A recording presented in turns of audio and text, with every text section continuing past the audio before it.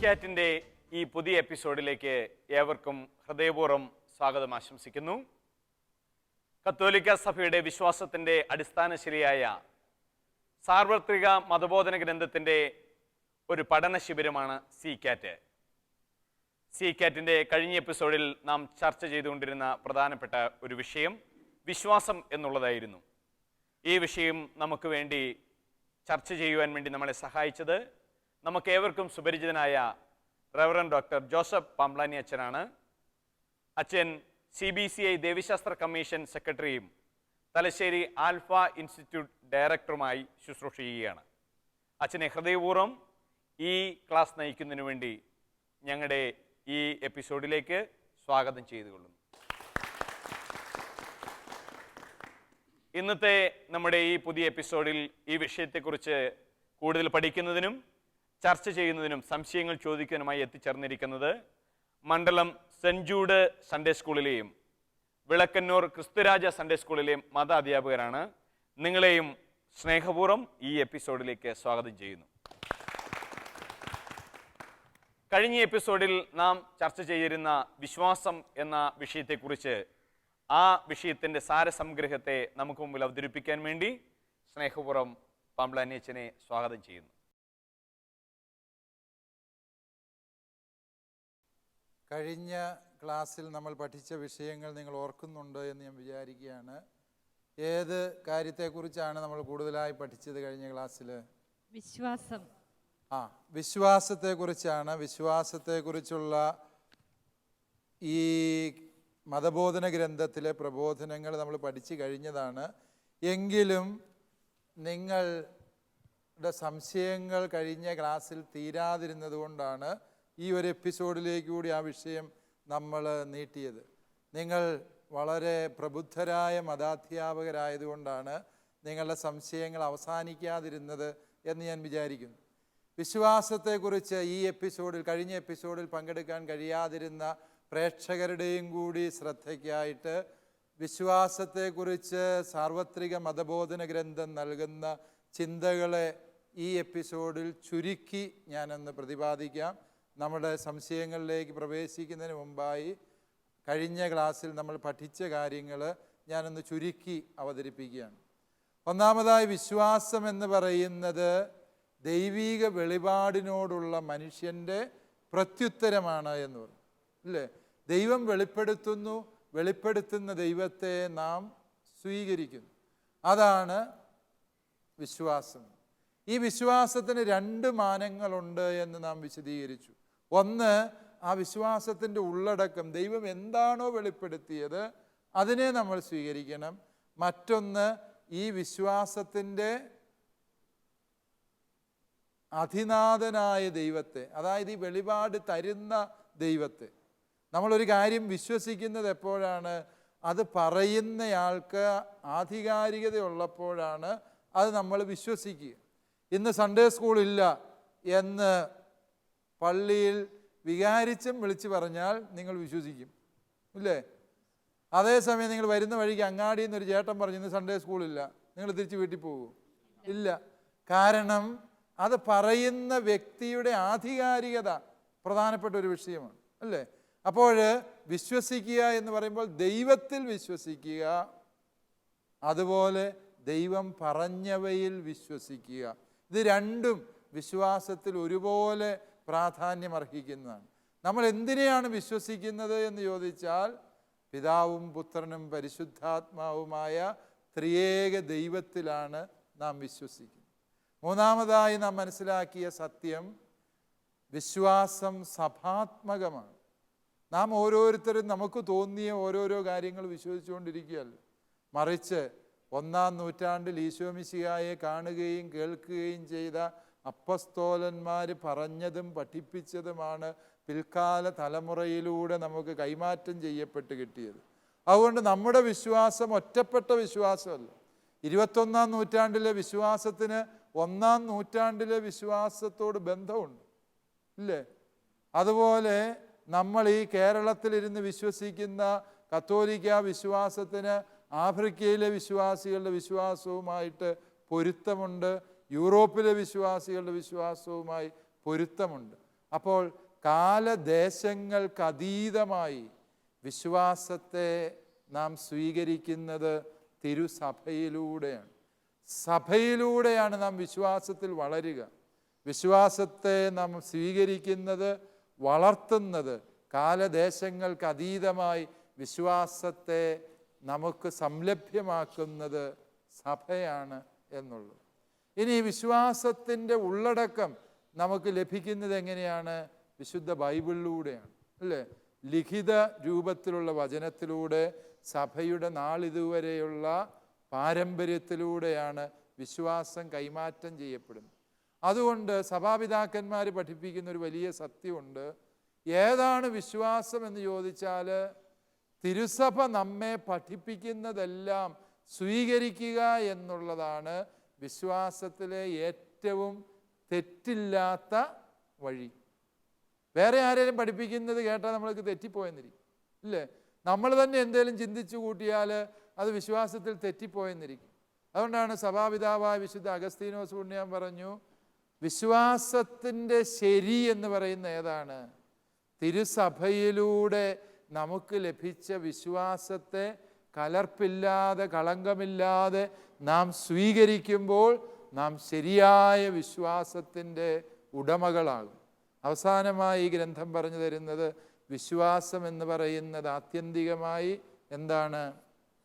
നിത്യരക്ഷയെ ലക്ഷ്യമാക്കിയുള്ളൂ, സ്വർഗത്തിൽ പോകാൻ വേണ്ടിയുള്ളതാണ് വിശ്വാസം.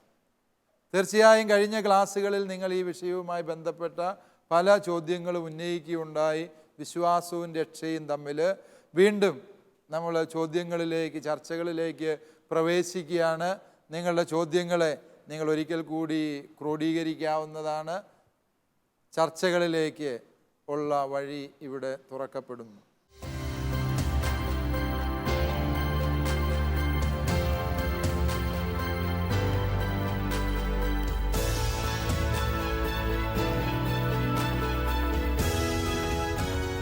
ആരാണ് ഇന്നത്തെ ആദ്യത്തെ ചോദ്യം ചോദിക്കുന്നത്? ഒരാൾ മാമോദിസ സ്വീകരിച്ച് ക്രിസ്ത്യാനി ആയതിനു ശേഷം വേറൊരു മതത്തിലേക്ക് പോയാൽ അയാൾ ക്രിസ്ത്യാനി അല്ലാതാകുമോ? അയാൾക്ക് നിത്യരക്ഷ പ്രാപിക്കാൻ കഴിയാതെ വരുമോ? ജയ ടീച്ചറിൻ്റെ ചോദ്യം വളരെ സങ്കീർണമായൊരു ചോദ്യമാണ്.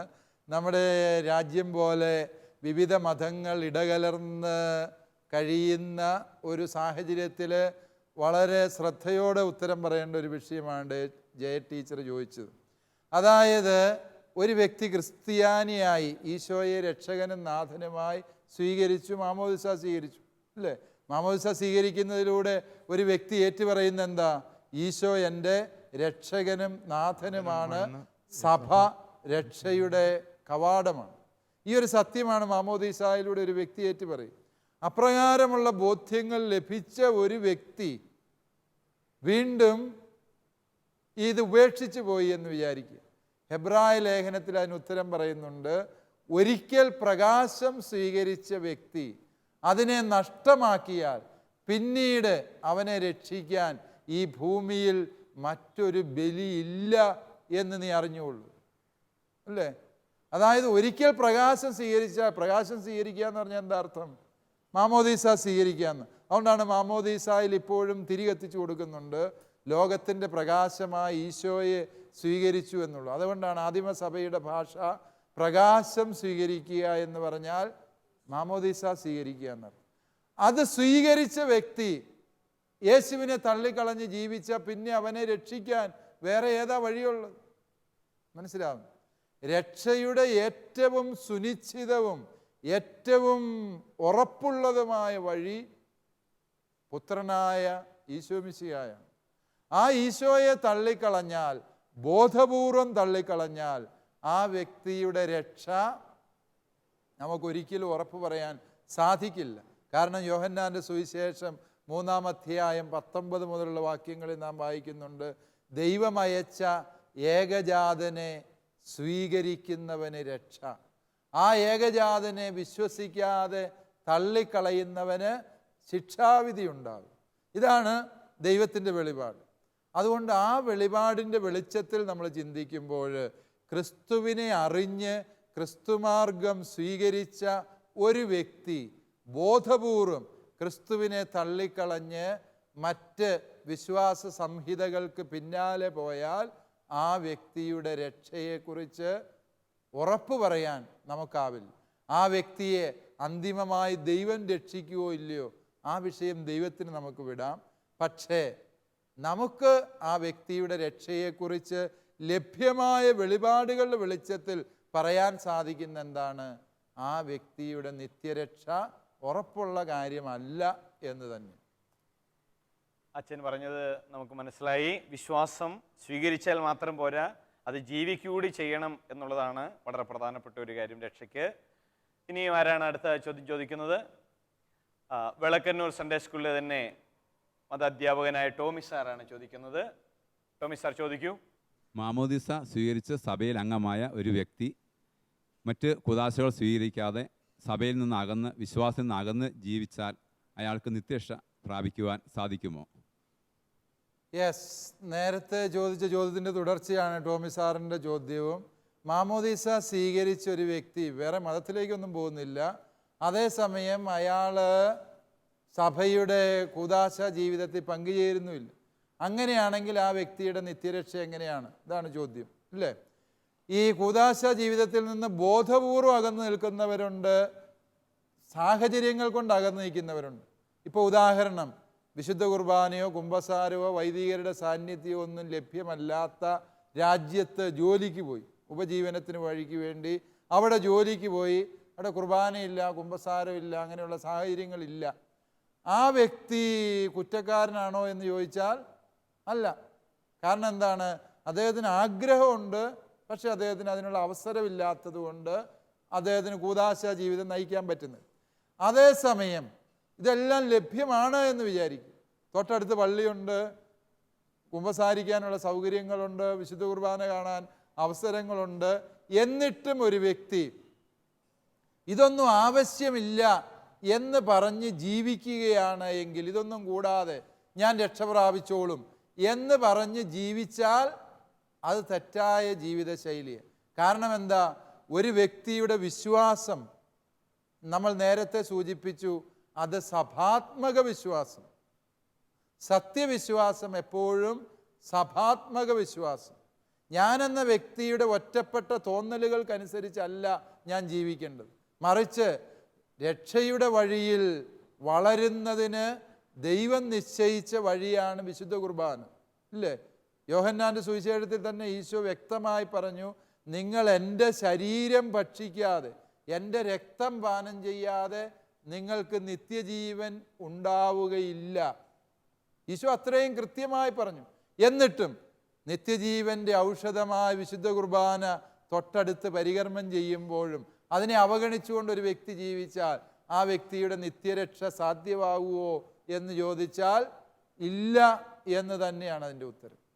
തീർച്ചയായും അച്ഛൻ പറയുകയാണ്, നമ്മുടെ ഓരോരുത്തരുടെയും ഉത്തരവാദിത്തങ്ങൾ വളരെ വലുതാണ് വിശ്വാസ കൈമാറ്റത്തിൽ എന്നുള്ളതാണ്. ഇനി ആരാണ് അച്ഛനോട് ചോദ്യങ്ങൾ ചോദിക്കുന്നത്? സിസ്റ്ററാണ് നമ്മുടെ കൂട്ടത്തിൽ ആദ്യമായിട്ടൊരു സിസ്റ്റർ ചോദ്യം ചോദിക്കുകയാണ്. സിസ്റ്റർ റോസ്, മണ്ഡലം ഇടവകയിലെ മതാധ്യാപികയാണ്. സിസ്റ്റർ ചോദിക്കൂ. യേശുവിൽ വിശ്വസിക്കുകയും മാമോദിസ സ്വീകരിക്കാൻ സാധിക്കാത്ത ഒരു അവസ്ഥയിൽ ജീവിക്കുകയും ചെയ്യുന്ന വ്യക്തി സ്വർഗരാജ്യത്തിന് അവകാശിയാകുമോ? ഓ യെസ്, സിസ്റ്റർ റോസിൻ്റെ ചോദ്യം. ഒരു വ്യക്തി യേശുവിൽ വിശ്വസിക്കുന്നുണ്ട്, പക്ഷേ ആ വ്യക്തിക്ക് പല സാഹചര്യങ്ങളുടെ സമ്മർദ്ദത്താൽ മാമോദീസ സ്വീകരിക്കാൻ കഴിഞ്ഞില്ല. അയാൾ രക്ഷ പ്രാപിക്കൂ? രക്ഷ പ്രാപിക്കാം. കാരണം എന്താണ്? ആ വ്യക്തി ആഗ്രഹത്താലുള്ള സ്നാനം സ്വീകരിച്ചു കഴിഞ്ഞു. രണ്ടാം വത്തിക്കാൻ കൗൺസിൽ അങ്ങനെ പഠിപ്പിക്കുന്നുണ്ട്. യേശുവിൽ വിശ്വസിക്കുന്ന ഒരു വ്യക്തി യേശുവിനെ രക്ഷകനും നാഥനുമായി സ്വീകരിക്കാൻ അങ്ങേയറ്റം ആഗ്രഹിക്കുന്നു. പക്ഷേ പല സാഹചര്യങ്ങളാലും പല ബന്ധങ്ങളുടെ സമ്മർദ്ദത്താലും ആ വ്യക്തിക്ക് മാമോദീസ സ്വീകരിക്കാൻ കഴിയാതെ പോയിട്ടുണ്ട്. ഈ കഴിഞ്ഞ നാളുകളിൽ തന്നെ എന്നോടൊരു വ്യക്തി പറഞ്ഞു, അദ്ദേഹം തിയോളജിയ ക്ലാസ്സിലൂടെ സത്യവിശ്വാസം ശരിക്ക് പഠിച്ചു കഴിഞ്ഞ വ്യക്തിയാണ്. പക്ഷേ അദ്ദേഹം പറഞ്ഞു, എൻ്റെ മാതാപിതാക്കൾ ജീവിച്ചിരിക്കുന്നിടത്തോളം കാലം എനിക്ക് മാമോദീസ സ്വീകരിക്കാൻ ബുദ്ധിമുട്ടുണ്ട്. കാരണം അത് ഒരിക്കലും ഉൾക്കൊള്ളാൻ അവർക്ക് സാധിക്കുകയില്ല. മാതാപിതാക്കളുടെ കാലശേഷം സത്യവിശ്വാസം സ്വീകരിക്കണമെന്നുള്ളതാണ് എൻ്റെ തീരുമാനം. ആ വ്യക്തിയുടെ തീരുമാനത്തെ നമ്മൾ മാനിക്കണം, അല്ലേ? മാതാപിതാക്കളെ പിണക്കിയും മറ്റ് ആരെ വിഷമിപ്പിച്ചാണെങ്കിലും മാമോദിസ സ്വീകരിക്കണമായിരുന്നു എന്ന് വേണമെങ്കിൽ പറയാം. പക്ഷേ ആ വ്യക്തി തൻ്റെ കുടുംബ ബന്ധങ്ങളുടെ പശ്ചാത്തലത്തിൽ നിന്നുകൊണ്ട് അപ്രകാരം ഒരു തീരുമാനമെടുക്കുമ്പോൾ ആ തീരുമാനത്തെ നമ്മൾ മാനിക്കുന്നു. ആ വ്യക്തിക്ക് മാമോദിസ സ്വീകരിക്കുന്നതിന് മുമ്പ് ഏതെങ്കിലും കാരണവശാൽ മരണം സംഭവിച്ചാൽ നമുക്ക് പറയാം ആ വ്യക്തി ആഗ്രഹത്താൽ സ്നാനപ്പെട്ട് കഴിഞ്ഞ വ്യക്തി. ഞാൻ ആ വ്യക്തിയോട് പറഞ്ഞത്, അതേ ഒരു ഡോക്ടറാണ്, ആ ഡോക്ടറോട് പറഞ്ഞത്, ഡോക്ടർ ആഗ്രഹത്താൽ ഈശോയെ സ്നാനത്തിൽ സ്വീകരിക്കും, തുടർന്ന് സാഹചര്യങ്ങൾ അനുകൂലമാകുമ്പോൾ ജലത്താൽ സഭയുടെ ഔദ്യോഗിക കർമ്മത്തിലൂടെ ജ്ഞാനസ്നാനം സ്വീകരിക്കാൻ ഡോക്ടർക്ക് ഈശോ അവസരം തരും. തീർച്ചയായും അതുകൊണ്ട് മാമോദീസ സ്വീകരിക്കുക എന്നുള്ളത് ഏറ്റവും ഗുണകരവും രക്ഷയുടെ സുനിശ്ചിതവുമായ മാർഗമായിരിക്കുമ്പോൾ തന്നെ ആ കർമ്മം സ്വീകരിച്ചില്ല എന്ന ഒറ്റ കാരണത്താൽ വ്യക്തിയുടെ നിത്യരക്ഷ അപകടത്തിലാകുന്നു എന്ന് സഭ ഒരിക്കലും പഠിപ്പിക്കുന്നില്ല. അക്രൈസ്തവരുടെ രക്ഷയെക്കുറിച്ച് സഭയുടെ പ്രബോധനം തന്നെ അതിന് തെളിവാണ്. അക്രൈസ്തവരുടെ രക്ഷയെക്കുറിച്ച് സഭ പഠിപ്പിക്കുന്ന എന്താ? ഈശോയെ അറിയാനോ അംഗീകരിക്കാനോ കഴിയാത്ത ഒത്തിരി മനുഷ്യർ, അവരെങ്ങനെ രക്ഷ പ്രാപിക്കും എന്ന് ചോദിച്ചാൽ രക്ഷയുടെ വഴി ഈശോ മിശിഹ മാത്രമാണ്. കുരിശിൽ അവിടുന്ന് അർപ്പിച്ച ബലിയാണ് എല്ലാ മനുഷ്യൻ്റെയും രക്ഷയ്ക്ക് അടിസ്ഥാനമായിട്ടുള്ളത്. നമുക്ക് അത് മാമോദീസ എന്ന കൂദാശയിലൂടെയും കുമ്പസാരം, വിശുദ്ധ കുർബാന തുടങ്ങിയ കൂദാശകളിലൂടെ കുരിശിലെ വരപ്രസാദം ലഭിക്കുമ്പോൾ ഇതര മതസ്ഥർക്ക് ദൈവത്തിന് മാത്രം അറിയാവുന്ന വഴികളിലൂടെ ആ വരപ്രസാദം പരിശുദ്ധാത്മാവ് നേരിട്ട് നൽകാൻ ഇടയുണ്ട്. ദൈവത്തിന് അത് ചെയ്യാൻ പറ്റിയല്ല എന്ന് പറയാൻ നമ്മൾ ആരും അല്ലല്ലോ. അതുകൊണ്ട് കുരിശിലെ ബലിയുടെ വരപ്രസാദം കൂദാശകളിലൂടെ നമുക്ക് ലഭ്യമാക്കുന്ന ദൈവം തന്നെ കൂദാശേതര വഴികളിലൂടെ പരിശുദ്ധാത്മാവിൻ്റെ കൃപയാൽ ഇതര മതസ്ഥർക്കും സമാനമായ വരപ്രസാദം നൽകാൻ കഴിയുമെന്നും അത് അവരുടെ രക്ഷയ്ക്ക് നിമിത്തമാകുമെന്നും തിരുസഭ പഠിപ്പിക്കുന്നുണ്ട് എന്നുള്ളതിനാൽ ഇതര മതസ്ഥരുടെ രക്ഷയെക്കുറിച്ചും സഭയ്ക്ക് കുറെ കൂടി വിശാലമായ കാഴ്ചപ്പാടാണുള്ളത് എന്ന് നാം തിരിച്ചറിയും.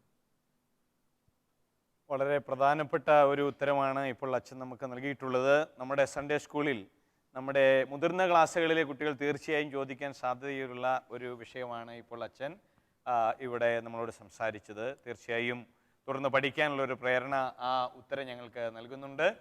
ഇനി ആരാണ് അച്ഛനോട് ചോദ്യം ചോദിക്കുന്നത്? ഷാജു സാറാണ് ചോദിക്കുന്നത്.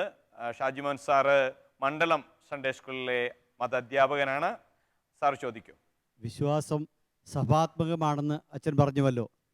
എന്നാൽ കുമ്പസാരിച്ച് കുർബാന സ്വീകരിച്ച ഒരു വ്യക്തി കരുണയുടെ വാതിലൂടെ കടന്ന ഉടനെ മരിച്ചു പോകുന്നു. അദ്ദേഹത്തിൻ്റെ ആത്മാവ് സ്വർഗരാജ്യത്തിന് അവകാശിയാണോ? വിശ്വാസം സഭാത്മകമാണ്, അതിനകത്ത് സംശയമൊന്നുമില്ല. പക്ഷേ കരുണയുടെ വാതിലിലൂടെ കടന്ന ഒരു വ്യക്തി നിത്യരക്ഷ പ്രാപിക്കുമോ എന്ന് ചോദിച്ചാൽ പ്രാപിക്കാം. എല്ലാവരും നിത്യരക്ഷ പ്രാപിക്കണമെന്നാണ് നമ്മൾ ആഗ്രഹിക്കേണ്ടതും പ്രാർത്ഥിക്കേണ്ടതും. പക്ഷേ കരുണയുടെ വാതിലിലൂടെ കടക്കാൻ കരുണയുടെ വർഷത്തിൽ മാർപ്പാപ്പ പൂർണ്ണ ദണ്ഡവിമോചനം വാഗ്ദാനം ചെയ്ത ഒരു കർമ്മമാണത്. ഇതിലൂടെ പ്രവേശിച്ച ഒരു വ്യക്തി പൂർണ്ണമായും രക്ഷ പ്രാപിക്കുമോ എന്ന് ചോദിച്ചാൽ ഒന്നാമത്തെ വിഷയം എന്താണ്?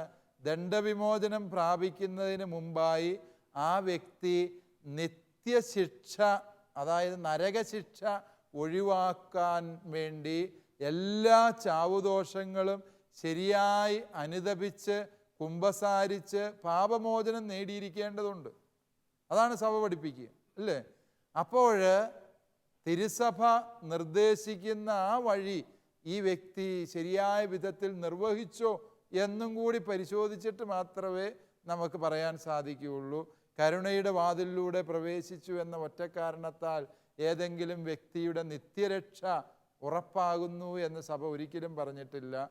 നിത്യശിക്ഷ ഒഴിവാക്കുന്ന വിശുദ്ധ കുമ്പസാരത്തിലൂടെ നമ്മളുടെ ചാവുദോഷങ്ങൾ പരിഹരിച്ച വ്യക്തി കരുണയുടെ വാതിലിലൂടെ പ്രവേശിക്കുന്നുവെങ്കിൽ ആ വ്യക്തിയുടെ രക്ഷ ഉറപ്പാണ്. അച്ഛാ, ഇതോടുകൂടെ മതാധ്യാപകരുടെ ചോദ്യങ്ങൾ അവസാനിക്കുകയാണ്. കഴിഞ്ഞ ക്ലാസ്സിലെ നമ്മുടെ ഈ ചർച്ചകൾ കണ്ടതിന് ശേഷം വിശ്വാസപരമായ ഒരു ചോദ്യം നമ്മുടെ ഒരു മാന്യ പ്രേക്ഷകൻ തൊടുപുഴയിൽ നിന്നും അയച്ചിട്ടുണ്ട്. നമ്മുടെ മെയിൽ ചെയ്തിരിക്കുന്ന ഈ ചോദ്യം അയച്ചിരിക്കുന്നത് തൊടുപുഴയിൽ നിന്നും സജി വർഗീസാണ്. സജി വർഗീസിൻ്റെ ചോദ്യം ഇതാണ്: നമ്മുടെ മതബോധന ക്ലാസ്സുകളിലൂടെ 12ാം ക്ലാസ് വരെ പരിശീലനം നേടുകയും വേദപാഠ പരീക്ഷയിൽ നല്ല മാർക്ക് കരസ്ഥമാക്കുകയും ചെയ്ത അവരുടെ തുടർ ജീവിതത്തിൽ വിശ്വാസത്തിൽ നിന്ന് അകന്നു പോകുന്നതും ധാർമ്മികതയിൽ നിന്ന് പിന്നോട്ട് പോകുന്നതും നാം കാണാറുണ്ടല്ലോ. മാർപ്പാപ്പ മതബോധന ഗ്രന്ഥം പ്രസിദ്ധീകരിച്ചിട്ട് 25 വർഷം കഴിഞ്ഞിട്ടും ശരിയായ രീതിയിൽ മതബോധനം നൽകാൻ നമുക്ക് കഴിയാത്തത് എന്തുകൊണ്ടാണ്? ഇതിനെക്കുറിച്ച് അച്ഛൻ്റെ അഭിപ്രായം എന്താണ്? സജി വർഗീസിൻ്റെ ചോദ്യം ഒറ്റവാക്കിൽ ഉത്തരം പറയാവുന്ന ഒരു ചോദ്യമല്ല. ഇത് നമുക്കറിയാം, ഒന്നാമതായി ജീവിതവും പഠനവും തമ്മിലുള്ള ഒരു അകലം സംഭവിക്കുന്നുണ്ട്. നമുക്കറിയാം, കെമിസ്ട്രി പഠിച്ച് ആരും കെമിസ്ട്രി ആയി മാറുന്നൊന്നുമില്ല, ഫിസിക്സ് പഠിച്ച് ഫിസിക്സായി മാറുന്നില്ല. എന്നതുപോലെ ഇതൊരു പഠന വിഷയമായി മാത്രം വേദോപദേശത്തെ സമീപിക്കുമ്പോൾ സംഭവിക്കുന്നൊരു വിഷയമാണ്. കുട്ടികളെ സംബന്ധിച്ചിടത്തോളം പലപ്പോഴും എല്ലാ വിഷയങ്ങളും അവർ നന്നായി പഠിച്ച് ജയിക്കുന്നത് പോലെ വേദപാഠവും ശരിയാം വിധത്തിൽ പഠിച്ച് ജയിക്കുന്നു. പലപ്പോഴും മറ്റ് വിഷയങ്ങളിൽ നിന്ന് വ്യത്യസ്തമായി ഇത് ജീവിതത്തെ രൂപപ്പെടുത്തുന്ന ദൈവത്തോടുള്ള വ്യക്തിപരമായ പ്രത്യുത്തരമാണ് എന്ന തിരിച്ചറിവ് നൽകാൻ ഒരുപക്ഷെ വൈദികരായവർ ഞങ്ങൾക്കോ മതാധ്യാപകരായ നിങ്ങൾക്കോ അല്ലെങ്കിൽ കുഞ്ഞുങ്ങൾക്ക് തന്നെയോ കഴിയാതെ പോകുന്നു എന്നുള്ളതാണ് ഈ മതബോധന രംഗം പലപ്പോഴും ജീവിതഗന്ധിയായി മാറാത്തതിൻ്റെ ഒരു കാരണം.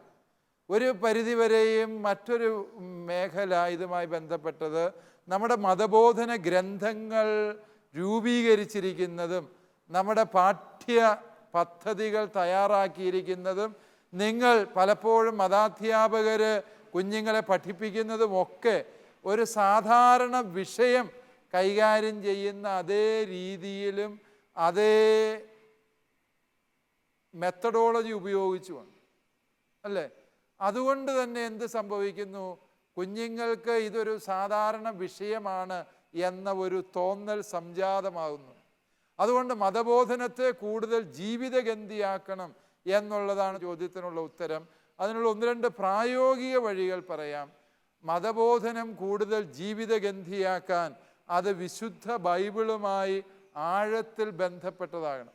ബൈബിൾ കൂടുതൽ പഠിക്കുക, വായിക്കുക, ബൈബിളിനെ സ്നേഹിക്കാനുള്ള ജീവിതത്തിൻ്റെ പ്രതിസന്ധികൾക്ക് വിശുദ്ധ ഗ്രന്ഥത്തിൽ ഉത്തരം കണ്ടെത്തുന്ന ഒരു സംസ്കാരം കുഞ്ഞുങ്ങളിൽ വളർത്തിയെടുക്കാൻ വേണ്ടി പരിശ്രമിക്കുക.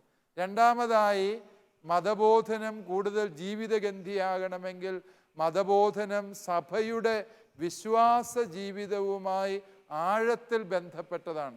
സഭയിൽ നാം ചെയ്യുന്ന ഓരോന്നിൻ്റെയും അർത്ഥമെന്ത്, അതിൻ്റെ ചരിത്ര പശ്ചാത്തലം, അതിൻ്റെ രൂപീകരണ ചരിത്രം, ഇവയെല്ലാം നാം പഠിക്കണം. ഇപ്പോൾ വിശുദ്ധ കുർബാനയെക്കുറിച്ച് പഠിക്കുകയാണ്, കുംഭസാരത്തെക്കുറിച്ച് പഠിക്കുകയാണെങ്കിൽ, അല്ലെങ്കിൽ സഭയിലെ നോമ്പാചരണങ്ങളെക്കുറിച്ച് പഠിക്കുകയാണെങ്കിൽ അതിൻ്റെ ചരിത്ര പശ്ചാത്തലമടങ്ങുന്ന ഇത് പാലിക്കുന്നത് കൊണ്ട് വ്യക്തി ജീവിതത്തിലുണ്ടാകുന്ന വളർച്ചയെ കുഞ്ഞുങ്ങൾക്ക് ബോധ്യമാകത്തക്ക രീതിയിൽ ഉള്ള ഒരു സഭാബന്ധിയായ പരിശീലനം നമുക്ക് ആവശ്യമുണ്ട്. അതുപോലെ തന്നെ എനിക്ക് തോന്നുന്നത് മതബോധനത്തെ നമ്മൾ കുറെ കൂടി പ്രായോഗികമാക്കേണ്ടതുണ്ട്. ഇപ്പം അയൽക്കാരനെ സ്നേഹിക്കണം, നല്ല സമറായക്കാരൻ്റെ ഉപമ ക്ലാസ് റൂമിൽ മാത്രം ഇരുന്ന് പഠിക്കാതെ നല്ല സമറായനാകേണ്ടത് എങ്ങനെയെന്ന് കുഞ്ഞുങ്ങളെ പുറത്തിറക്കി ഇപ്രകാരമുള്ള കേന്ദ്രങ്ങളിൽ കൊണ്ടുപോയി ശുശ്രൂഷകൾ നൽകി പഠിപ്പിക്കുമ്പോൾ ആ ഉപമ കുറെ കൂടി ജീവിത ഗന്ധിയായിത്തീരുന്നു എന്നുള്ളത്. ഇപ്രകാരമുള്ള പ്രായോഗികമായ ഒരു കർമ്മ പദ്ധതി നമ്മുടെ മതബോധനത്തിൻ്റെ പാഠ്യ രീതിയിൽ കടന്നു വരേണ്ടതുണ്ട്. അതുപോലെ മതാധ്യാപകരായ നിങ്ങളുടെയും വൈദികരായ ഞങ്ങളുടെയും ഒക്കെ ജീവിതത്തിൽ സുവിശേഷത്തോടുള്ള വിട്ടുവീഴ്ചയില്ലാത്ത പ്രതിബദ്ധത കുഞ്ഞുങ്ങൾക്ക് ദൃശ്യമാകത്തക്ക രീതിയിൽ സാക്ഷ്യപ്പെടുത്താനും കഴിയേണ്ടതുണ്ട്. പ്രകാരമായി കഴിയുമ്പോൾ മതബോധനം കുറേ കൂടി ജീവിതഗന്ധിയാകാനും ജീവിതത്തിൻ്റെ മൂല്യങ്ങളെ പുനർവായിക്കാനും കുഞ്ഞുങ്ങളെ പര്യാപ്തമാക്കും എന്നുള്ളത് സത്യമാണ്. മറ്റൊരു പ്രധാന വിഷയം 12ാം ക്ലാസ് കൊണ്ട് തീരേണ്ട ഒരു കാര്യമല്ല മതബോധനം. മറിച്ച് ഈ വിശ്വാസത്തിൻ്റെ വഴിത്താരയിൽ ഉടനീളം ഇതുപോലെയുള്ള പരിശീലനങ്ങളും മൂല്യബോധനങ്ങളും നൽകാൻ സഭാമാതാവ് വിശ്വാസികളോടൊത്ത് നിരന്തരം അനുയാത്ര ചെയ്യേണ്ടതുണ്ട് എന്നതിൻ്റെയും കൂടി തിരിച്ചറിവാണ് സജി വർഗീസ് ഉന്നയിച്ച ഈ പ്രശ്നം എന്ന് മനസ്സിലാക്കുക. കത്തോലിക്ക സഭയുടെ സാർവത്രിക മതബോധന ഗ്രന്ഥവുമായി ബന്ധപ്പെട്ട് പ്രേക്ഷകർക്കും സംശയങ്ങൾ ചോദിക്കാവുന്നതാണ്. ചോദ്യങ്ങൾ അയക്കേണ്ട വിലാസം: to the producer, C Cat, Shalom television, Peruvannamuzhi PO, Kozhikode. Pincode 673528. വളരെ ക്രിയാത്മകമായ ഒരു ചർച്ചകൾ നമ്മുടെ ഇന്നത്തെ ക്ലാസ്സിൽ നമുക്ക് നടക്കുകയുണ്ടായി. തീർച്ചയായും നിങ്ങൾക്ക് നന്ദി അറിയിക്കുന്നു. വീണ്ടും നമ്മുടെ സംശയങ്ങളും ചിന്തകളുമായി അടുത്ത ഒരു എപ്പിസോഡിൽ നാം ഒരുമിക്കുന്നതുവരെ പ്രാർത്ഥനാപൂർവ്വം നമുക്ക് കാത്തിരിക്കാം.